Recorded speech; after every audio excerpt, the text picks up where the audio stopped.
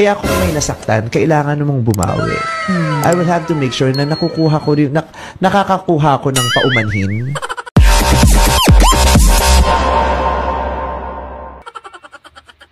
Kung may nasaktan, kailangan daw bumawi. Sa anong paraan? Alam mo, ang pera ay pwede mo pambayaran. Pero, ang masasakit na salita ay walang kabayaran. Nakatanim na yan at nakaukit na yan. Hindi basta-basta malilimutan yan. Diba?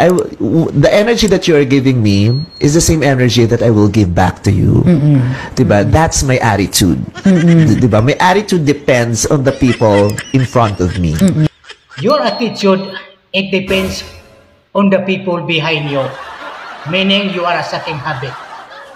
Someone given orders na gawin mo ang mga bagay na yan. Na back to you ka ngayon ng mga netizens na sumusuporta o taga-suporta ng Dutertes. Hinay-hinay lang, bro.